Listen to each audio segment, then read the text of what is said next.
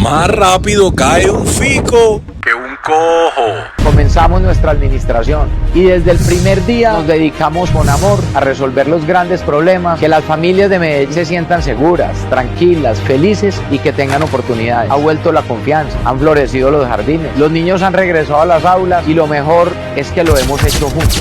Amigo, amiga, date cuenta. Fico llegó a la alcaldía prometiendo que ya no iba a haber basuras ni hurtos en las calles. Dijo que iba a recuperar a Medellín. Pero en solo 100 días las basuras inundan la ciudad porque Fico decidió quitar todo lo que la administración anterior hacía. Cambió al mejor secretario de seguridad que ha tenido Medellín, general que logró reducir el 42% de los homicidios para meter a un principiante al que se le voló un gringo abusador de menores en la cara. Hoy Medellín volvió a sus épocas oscuras de balaceras y asesinatos diarios. Fico, pero es un mezquino revanchista que solo quiere cambiar todo lo que hizo Quintero, sin importar que sea bueno. A ti no te importa la gente de Medellín, por eso solo tapas huecos y arreglas jatineras en el poblado, mientras el resto de la ciudad pide a gritos que alguien la gobierne. 100 días, mucho show y vacaciones, y de trabajar pocón, papá. Mientras tanto, el mayor logro de Fico ha sido hablar de 500 hallazgos de los que nadie sabe nada. ¿Dónde está la plata?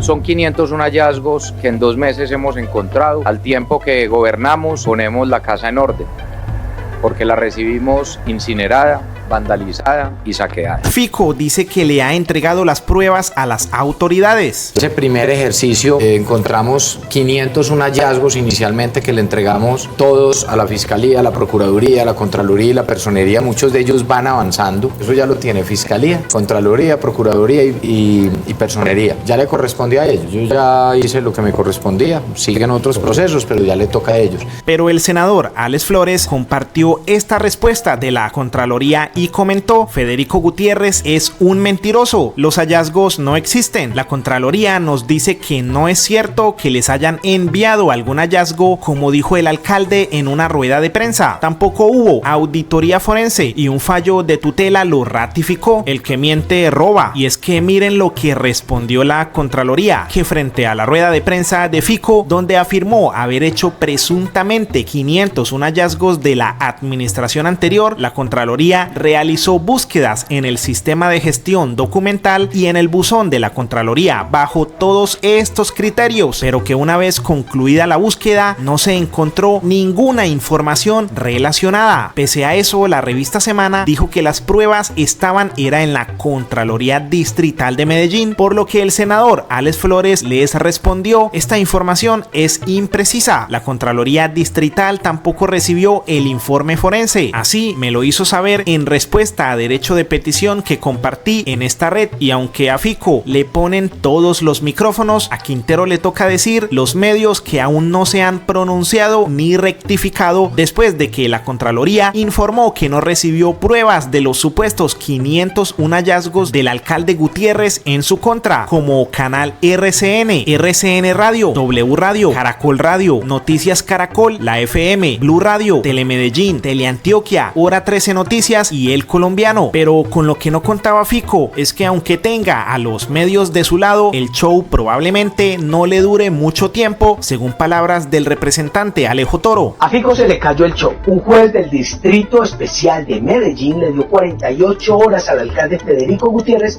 para respondernos el derecho de petición que le interpusimos solicitando información de la supuesta auditoría forense. De negarse a entregar la información requerida, el alcalde incurría en un incidente de desacato. Yo lo que me pregunto es qué es lo que tanto está escondiendo el alcalde de Medellín, porque la Contraloría acaba de decir que la alcaldía nunca entregó pruebas de los hallazgos evidenciados en la supuesta auditoría. Me pregunto, ¿utilizó el alcalde recursos públicos y funcionarios para un ataque político en un show mediático? Es hora de que el alcalde responda. Daniel Quintero también comentó: si los medios callan, nos tocará a nosotros convertirnos en medios. Por eso, al estilo de Vicky Dávila, publicó: urgente, nueva prueba contra el alcalde Federico Gutiérrez por mentir sobre el informe forense. Contraloría acaba de responder nuevo derecho de petición, en la que confirma que no recibió las 156 denuncias que indicó el alcalde Federico Gutiérrez. Irían a esta entidad, la Contraloría le pidió al alcalde y a la alcaldía enviarlos en otra comunicación. Hay estrés al interior de la alcaldía. Fico responda. Y es que en esta nueva respuesta la Contraloría reconfirmó que respecto a las denuncias presentadas por Federico Andrés Gutiérrez Zuluaga no se encontró ningún registro en su sistema. Y lo peor para Fico es que Quintero también compartió la orden del juez que ordena al alcalde Federico Gutiérrez confirmar la existencia del informe forense y le da 48 horas para entregarlo. En el documento se describe en los antecedentes que la alcaldía se negó a entregar una copia del informe, por lo que quedó duda de la existencia de tal documento, por lo que el juzgado 19 penal municipal de Medellín falló para que Fico Gutiérrez, dentro de las 48 horas siguientes a la notificación, proceda a dar respuesta clara y de fondo.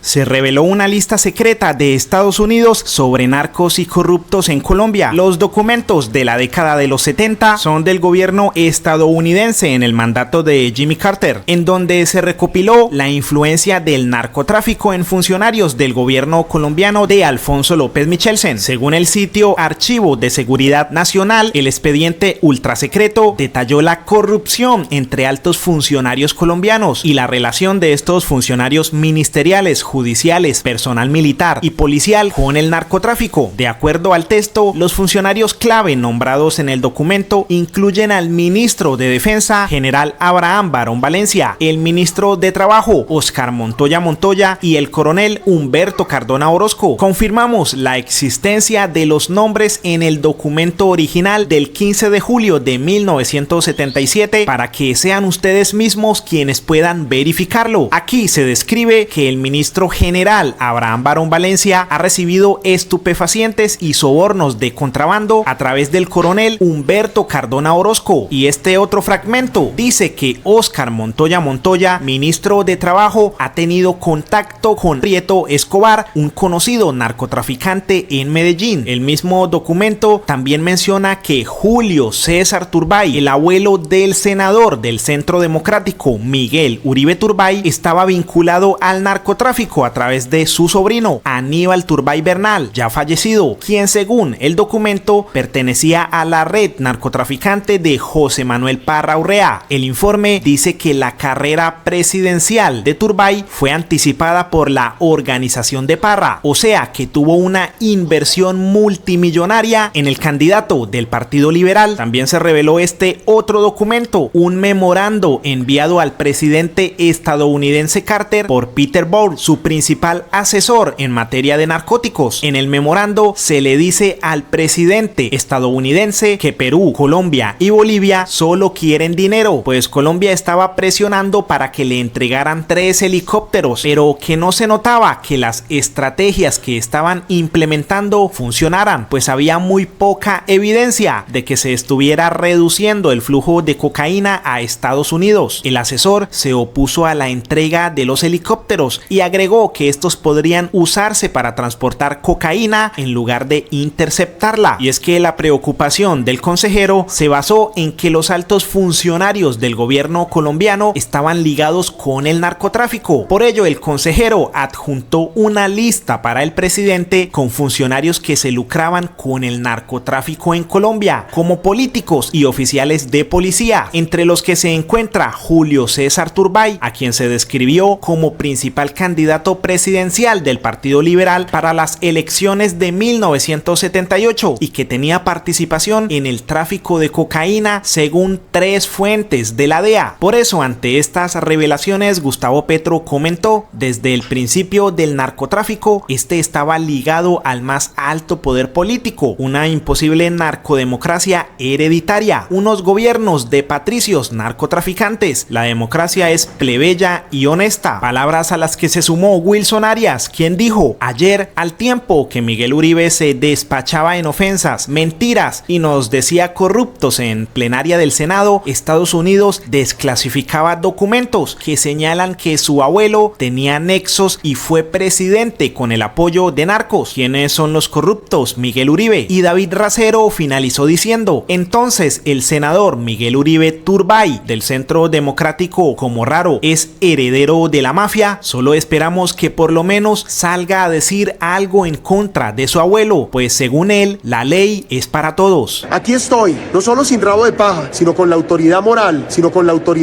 para defender a Colombia, para defender la Constitución, y por eso sigo aquí insistiendo en que la ley es para todos, Veamos estos titulares de Blue Radio y cómo son utilizadas algunas palabras para generar emotividad en sus espectadores. Hemos elegido los titulares menos alarmantes posibles para que noten que hasta estos tienen de parte de los medios una carga emocional. En este titular, por ejemplo, apelan a la necesidad de conocimiento iniciando con una pregunta, una que genere duda y que activa la necesidad de saber del lector. Consecutivamente, alimentan el titular con algo que genere odio o rechazo, y la frase "crecen las filas" puede generar angustia, desesperación, enfado y aburrimiento, sentimientos que en el titular refuerzan escribiendo que crece el descontento, y la manipulación en este es tanta que en el mismo artículo, renglones más abajo, escriben que no hay desabastecimiento. Es más, el tema de las filas o descontento no vuelve a ser mencionado en el artículo. De hecho, la palabra fila solo es mencionada una sola vez en todo el artículo para repetir la misma frase del titular, pero sin ninguna fuente, ninguna encuesta ni datos que validen tal afirmación, tal vez apelando a su percepción personal. Blue Radio utiliza estrategias similares en cada uno de sus titulares. En este otro utiliza a la empresa más grande del país para generar incertidumbre, informando que será una de las primeras afectadas, además involucrando al lector, diciéndole que ocurrirá algo que va a afectarlo puntualmente, como un eventual racionamiento de energía. Una de sus periodistas, Camila Zuluaga, conoce muy bien las técnicas, pues utiliza palabras que impacten en los sentimientos de sus escuchas, como desesperación, soledad, maltrato, discriminación, polémica, chicharrón y escándalo, tal como lo hace un influencer, palabra que según la Real Academia Española es un anglicismo, o sea, una palabra inglesa de uso extendido usado en referencia a una persona con capacidad para influir sobre otras, principalmente a través de las redes sociales. Y según esta definición, Camila Zuluaga es una persona con capacidad para influir sobre otras, pues cuenta con más de 1.4 millones de seguidores solo en Twitter y cuenta con difusión en todas las redes sociales, además de ser una voz importante en el canal Caracol y en Blue Radio. Pero claro, ella parece desetiquetarse del rol de influencer, pues miren la pregunta que hizo la periodista. Influencer, Lucas, ayúdeme usted que es el más joven de la mesa. Influencer en redes sociales, ¿cuál sería la definición que usted le daría? Claro, Wally, usted y pues los otros a los que han contratado, que son pues muy notorios en redes sociales, que han contratado desde el gobierno nacional, conocen muy bien el funcionamiento de las redes, pues por eso han sido tan exitosos y conocen que las redes se mueven a través de las emociones. Y ustedes saben, porque son expertos en eso, cuáles son las palabras que se deben utilizar para que la gente tenga más enganche con lo que ustedes digan y con la conversación. Y muchas de esas cosas que pasan en las redes sociales de mover las emociones es precisamente para generar polarización, y por esa razón vemos en Europa, en el Congreso norteamericano, cómo se está citando a los dueños de estas redes sociales para que pues asuman responsabilidad sobre los algoritmos que generan precisamente esas divisiones y esas ansiedades en los públicos. La crítica, creo yo, es que está muy bien pues que hagan eso en redes sociales, es debatible, pero que se contrate ese mecanismo y esa estrategia para el sector público. Y por eso yo le insisto con mi primera pregunta, y es: eso que se hacía en redes sociales y que por lo menos usted hacía en redes sociales, ¿es lo mismo que va a llevar a los medios públicos en su caso? Esa misma forma de trabajar que tiene una lógica que apela a la emocionalidad y que apela a la polarización, y así se han hecho exitosos no solo usted ni los de Colombia, los del mundo, porque es que eso es lo que ha generado el algoritmo en las redes sociales. Sí, mira, es que la experiencia y precisamente lo que tú acabas de mencionar, el éxito que se ha tenido a través de redes sociales y a través de llegar a tantas audiencias, a tantas personas, es lo que precisamente le da esa importancia a que nosotros entremos a trabajar con el gobierno. ¿Por qué? Porque perdóneme lo interrumpo porque es que sí quiero que me responda a este punto y discúlpeme que lo interrumpa ahí. Ese éxito que se tiene a través de las redes sociales obedece a esa manipulación muchas veces de las emociones de las audiencias, y no solo en Colombia, en el mundo. Ustedes saben, y saben incluso los CEOs de los medios de comunicación y de las grandes compañías, que la forma forma de lograr que un mensaje se vuelva viral es dando en el punto en donde genere sensibilidad, donde genere miedo, donde genere rabia. Saben que lo que genera rabia, lo que genera miedo, lo que genera incertidumbre es lo que se hace viral. Eso pues está inventado y por esa razón tenemos el debate a nivel internacional. La pregunta es si ese mecanismo que se utiliza en las redes es lo que se va a llegar a utilizar en los medios públicos. No, mira, acá el éxito se trabaja desde cada uno de los influencers que están allí mencionados. Yo no he hecho mi carrera a partir de manipulación sentimental a la gente, ni de decirle, ni de inventarles mentiras, ni de hacerles clickbait, como han hecho precisamente otros medios de comunicación. No, yo lo he hecho con total rigor, tanto así que me he hecho un merecedor de un Premio Nacional de Periodismo Simón Bolívar, porque eso no se lo regalan a uno, ¿no? Y lo he hecho de una manera absolutamente profesional. Y cada uno de ellos, que son expertos en comunicar y llegar a varias personas, no lo han hecho a través de la manipulación, como tú dices, lo han hecho a través de informar y han llegado a tantas personas también, porque la credibilidad en los medios tradicionales se ha visto absolutamente reducida. Por eso la gente ha volcado a los medios alternativos. No es porque manipulen a la gente, al contrario, quienes manipulan son los que cada vez son menos vistos. Han perdido la credibilidad. Salvatore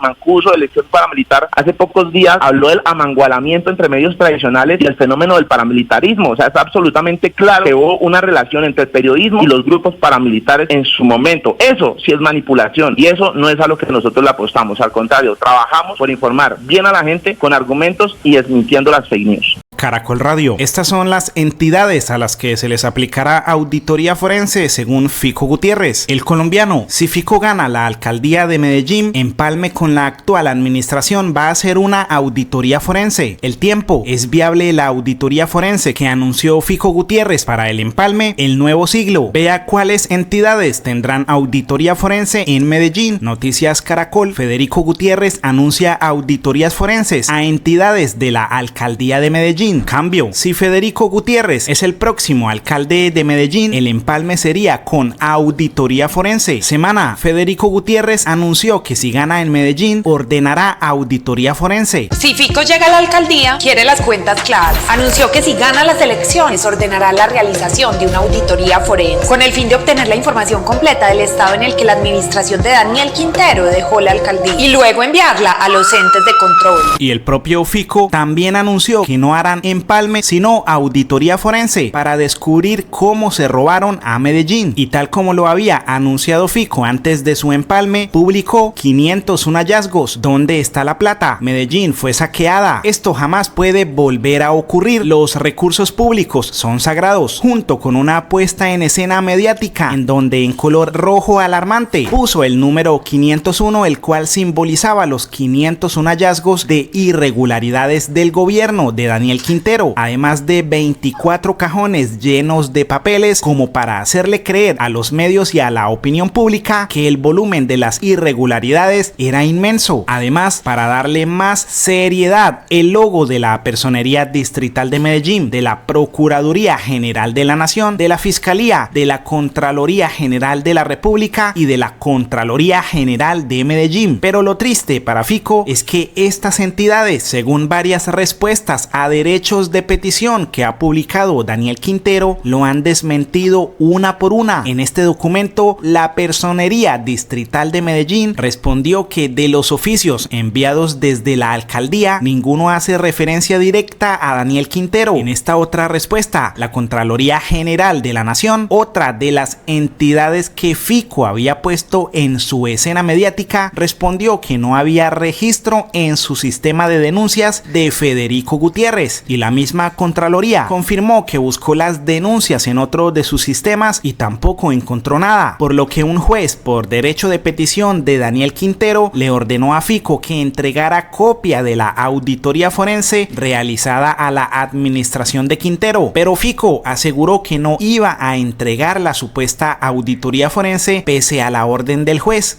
Buscando por todas las formas de que les entreguemos toda la información que tenemos, pero ¿cómo se les ocurre que nosotros les vamos a entregar los testigos y los testimonios? Yo no voy a poner en riesgo a la gente para que empiecen a amenazar testigos. Yo no voy a hacer eso. Pero aunque ante los medios dice una cosa y se las da de valiente contra la ley, la realidad es que podría ir a la cárcel por desacato, por lo que le tocó hacerle caso a Daniel Quintero y respondió con este documento en donde dicen que no pueden entregar copia del informe completo de la auditoría forense y de los documentos de traslado de los hallazgos, puesto que en primer lugar no es preciso afirmar que el documento derivado del ejercicio realizado por la administración sea en su expresión literal un informe de auditoría forense. En resumen, nunca hubo auditoría forense, no existe literalmente dicho documento, por lo que Daniel Quintero respondió: urgente, fin de la historia sobre el informe forense, final decepcionante, nunca hubo hallazgos ni informe forense, estamos ante un alcalde embaucador que debería responder ante las autoridades por calumnia y por haber engañado a Medellín para elegirse. Gutiérrez engañó al país, a su ciudad y a la gente que votó por él, calumnió, intentó instrumentalizar a la justicia, abusó de su cargo, usurpó funciones públicas, pero más evidente, mostró que es una mala persona y que sus verdaderas intenciones son la venganza y el dañar a otros para crecer él. Solo esperamos que los mismos medios que mencionamos al iniciar el video también publiquen que la auditoría forense que tanto anunciaron nunca existió. Esto nunca puede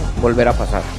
Pacho Santos está animando al pueblo colombiano para que haga pancartas con el senador que según él nos va a dejar sin pensiones y recalcó: estos te robaron tu pensión, nunca los olvides, un robo a mano desarmada. Míralos, cada uno de ellos y de ellas te robó tu pensión, te la expropió. Aprobaron una reforma pensional, míralos, que si recibiste la pensión hoy en 5 años no vas a tener, que si ibas a recibir una pensión en 3 años no la vas a tener, que si eres un joven olvídate de tener pensión. Estos que están aquí en este cuadro, míralos, te robaron tu futuro, te robaron tu pensión, te la expropiaron, míralos, nombre y apellido, para que no votes por ellos, míralos, porque salen tranquilos, pero te robaron. Sal el domingo 21 a tu marcha y haz un cartel con ellos, con la foto de ellos y sal diciendo: me robaron, te robaron la pensión. El 21 sal en tu ciudad a marchar, porque si no, este es el primero de muchos robos donde vamos a acabar como Venezuela. El 21 te espero marchando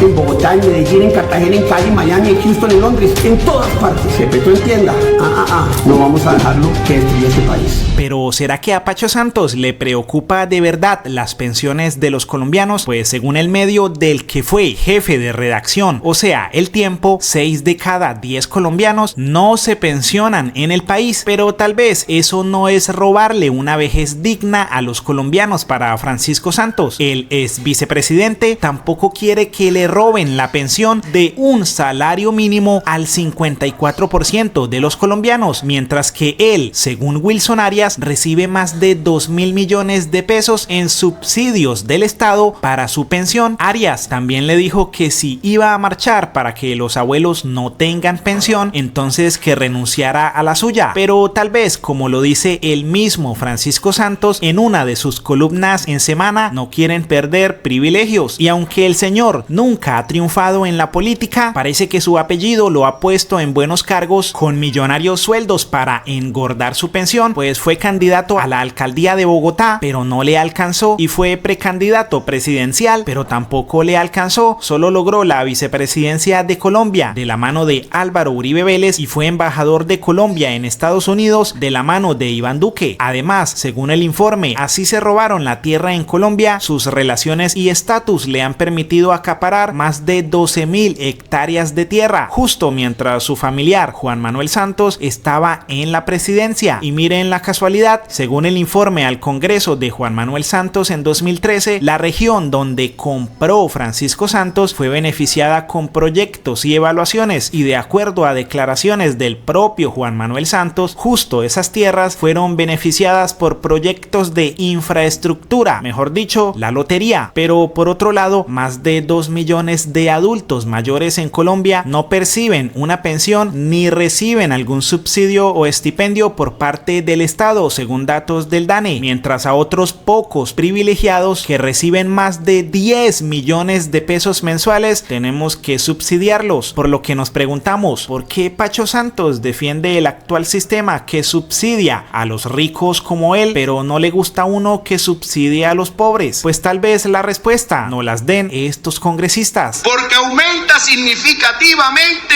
la protección real a la vejez mediante una renta solidaria, una renta vitalicia y una pensión. Porque elimina la pobreza extrema, porque estos viejitos, senador Cepeda, más de 2.800.000 viejitos van a salir de la extrema pobreza porque no ganan un peso y van a recibir más de 250.000 pesos. Por último, yo quiero decirle al señor X que se pensionó en Colpensiones, que ahorró, senador Fabio, en 10 años 900 millones de pesos y que recibió 2.000 millones de pesos de subsidio. O sea, ¿cuántos abuelitos perdieron la oportunidad de recibir este subsidio? Con la reforma pensional, senador Name, los hijos y los nietos del señor X, ministra, solo tendrían 419 millones de pesos en subsidio y no 2.000 millones, senador Inti. Eso no le gusta al señor X. Le saca el bloque. Que hoy el sistema pensional en Colombia es una bomba de tiempo que está a punto de estallar, y que veo que pone un cartel el señor Pacho, y me parece